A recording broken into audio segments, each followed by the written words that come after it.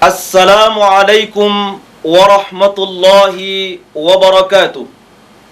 Saudara, Allah Subhanahu wa taala berfirman dalam Al-Qur'an surat An-Nisa ayat 43 yang berbunyi, A'udzu billahi minasy syaithanir rajim.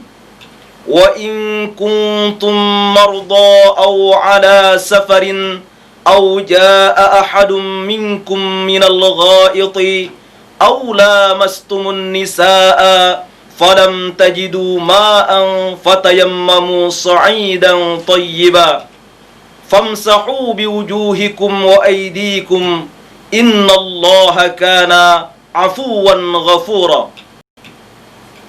Dan jika kamu sakit atau sedang dalam musafir atau bepergian atau kembali dari tempat buang air, atau kamu telah menyentuh perempuan, kemudian kamu tidak mendapatkan air, maka bertayamumlah kamu dengan tanah yang baik atau suci.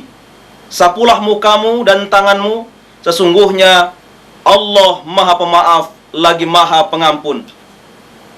Itulah dasar bertayamum. Bagaimana cara kita bertayamum? Pertama, mengucapkan basmalah disertai dengan niat yang ikhlas karena Allah. Kedua, meletakkan kedua telapak tangan pada debu.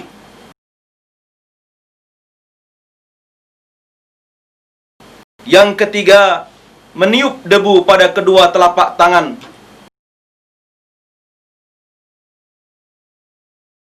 Keempat, mengusap wajah.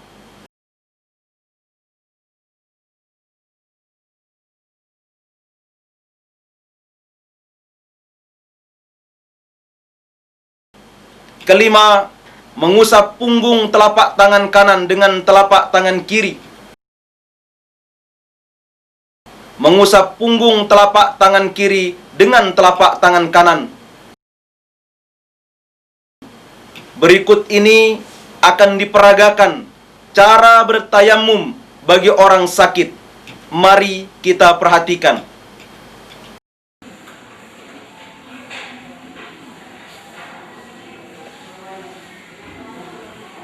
Bismillahirrahmanirrahim.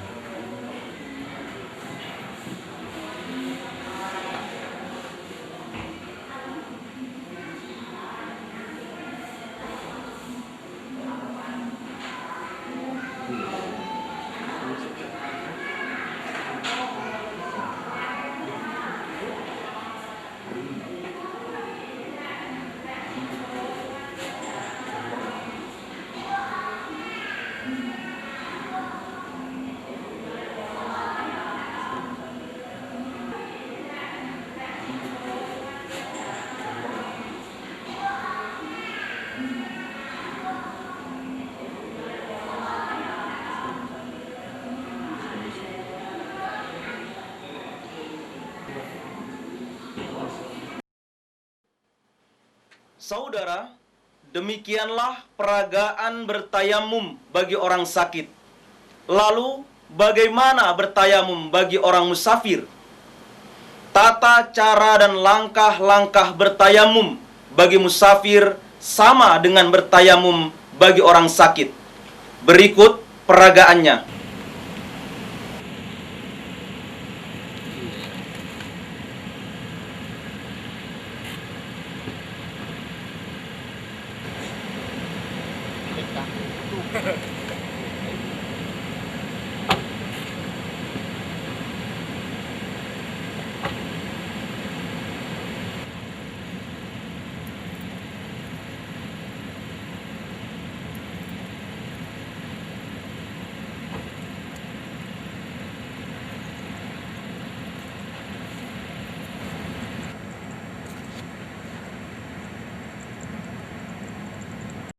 Bismillahirrahmanirrahim.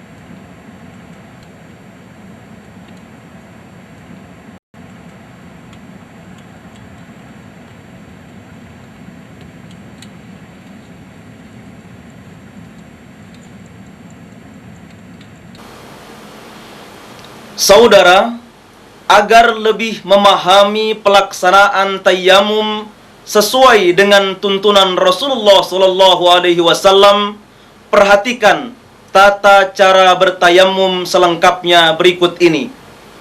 Rasulullah sallallahu alaihi wasallam pernah bersabda, "Innama kana yakfika hakadha." Fadaraba an-nabiyyu sallallahu alaihi wasallam bikaffaihi al-arda wa nafakha fihima thumma masaha bihima wajahahu wa kaffaihi. Rawahul Bukhari.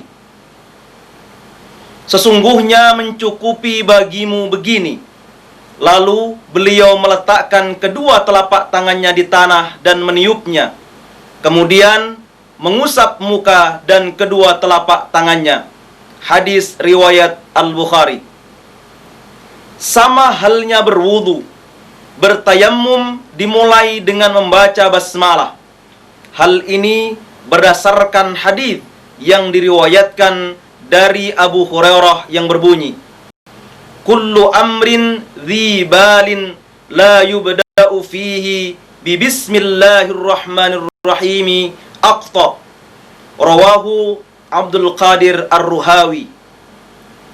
Segala perkara yang berguna yang tidak dimulai dengan bismillahirrahmanirrahim itu tidak berguna. Hadis riwayat Abdul Qadir Ar-Ruhawi. Perhatikan peragaan berikut ini.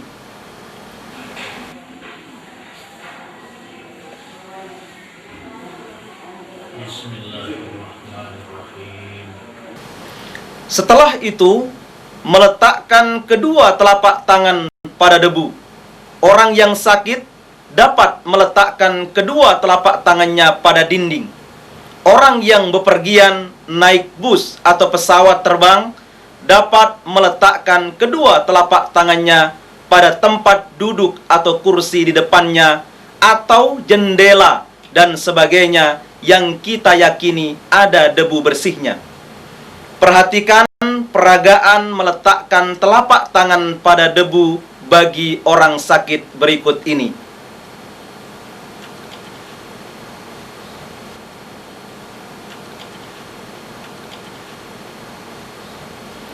Langkah selanjutnya adalah meniup debu pada kedua telapak tangan. Mari kita perhatikan peragaan berikut ini.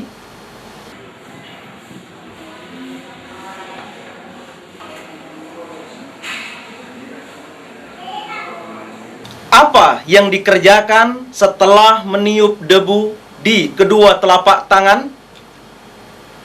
Langkah selanjutnya adalah mengusap wajah. Marilah kita perhatikan peragaan berikut ini.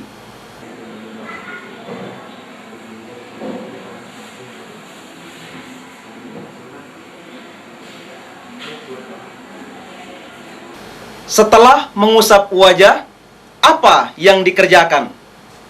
Mengusap punggung telapak tangan kanan dengan telapak tangan kiri. Mengusap punggung telapak tangan kiri dengan telapak tangan kanan. Demikianlah tata cara bertayammum.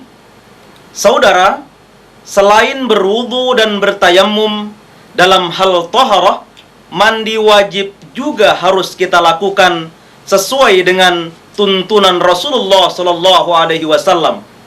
Nah, apa dasar hukumnya dan bagaimana tata caranya? Dasar hukum mandi wajib adalah firman Allah dalam Al-Quran surat Al-Ma'idah ayat 6 yang berbunyi, "A'udzu billahi minasyaitonir rajim. Wa in kuntum junuban fattahharu." Dan jika kamu junub, maka mandilah.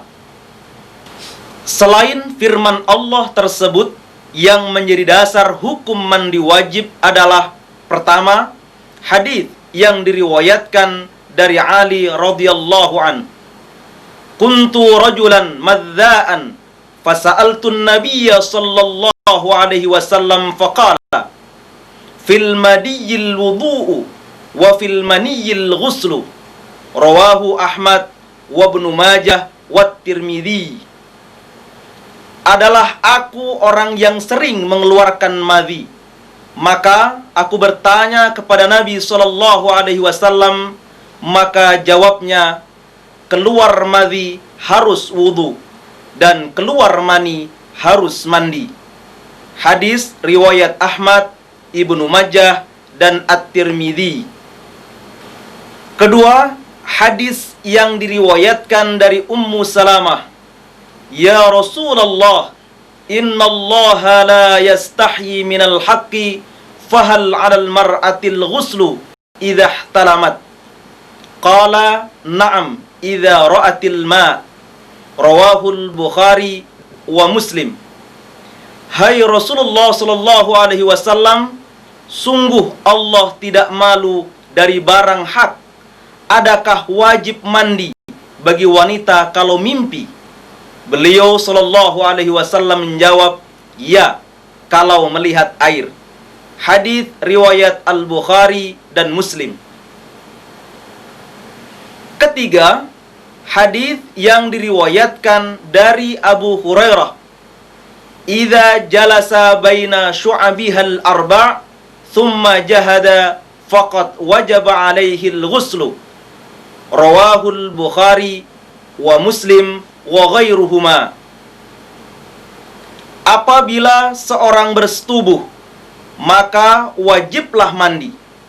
Hadis riwayat Al-Bukhari, Muslim dan lain-lainnya. Keempat, hadis yang diriwayatkan dari Aisyah.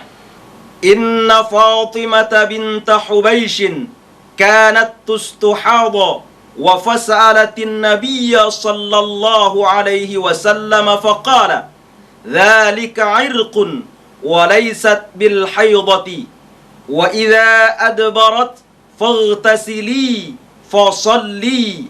Rawahul Bukhari. Bahwa Fatimah binti Abu Hubaish berair merah atau istihadah, lalu menanyakan kepada Nabi sallallahu alaihi wasallam, maka beliau bersabda, itulah darah penyakit, bukan haid. Kalau kamu berhaid, tinggalkanlah salat, dan kalau kamu sudah selesai, mandilah, lalu salatlah. Hadis riwayat Al-Bukhari. Berdasarkan firman Allah dan hadis tersebut, orang yang wajib mandi adalah orang yang pertama, melakukan hubungan suami istri. Yang kedua, mengeluarkan mani karena bermimpi. Dan ketiga, setelah mengalami haid atau nifas. Nah, bagaimana tata cara mandi wajib? Sesuai dengan hadis yang diriwayatkan dari Aisyah.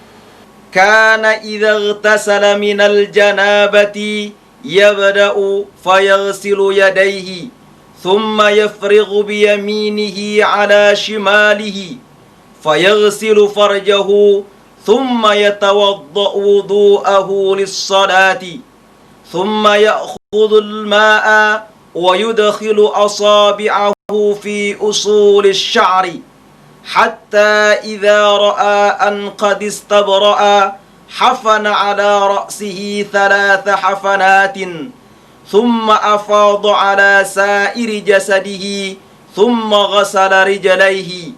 Rawahu Muslim. Bahwa Nabi sallallahu alaihi wasallam itu kalau mandi karena junub, beliau mulai membasuh kedua tangannya, kemudian menuangkan dengan tangan kanannya pada tangan kirinya, lalu mencuci kemaluannya, lalu berwudu sebagaimana wudu untuk salat. Kemudian mengambil air dan memasukkan jari-jarinya di pangkal rambutnya, sehingga apabila beliau merasa bahwa sudah merata, beliau siramkan air untuk kepalanya 3 tuangan, lalu meratakan seluruh badannya, kemudian membasuh kedua kakinya. Hadis riwayat Muslim. Berdasarkan hadis tersebut, tata cara mandi wajib adalah sebagai berikut. Pertama, mulailah dengan membasuh atau mencuci kedua tangan dengan niat yang ikhlas karena Allah. Kedua, lalu cucilah kemaluan. Ketiga, lalu berwudu sebagaimana wudu untuk salat. Yang keempat, kemudian ambillah air dan masukkanlah jari-jari tanganmu pada pangkal rambut dengan disertai wangi-wangian sampai merata. Bagi perempuan, hal itu dikerjakan sesudah rambut dalam keadaan terlepas. Kelima, mulailah dengan menyiram air pada bagian sisi kanan kepala 3 kali. Kemudian pada sisi kiri demikian pula. Setelah itu, siramlah seluruh tubuh dan digosok. Keenam, kemudian basuhlah kedua kakimu dengan mendahulukan yang kanan atas yang kiri. Jangan lupa, kita tidak boleh berlebih-lebihan dalam menggunakan air. Mari kita senantiasa ittiba pada Rasulullah sallallahu alaihi wasallam. Assalamualaikum warahmatullahi wabarakatuh.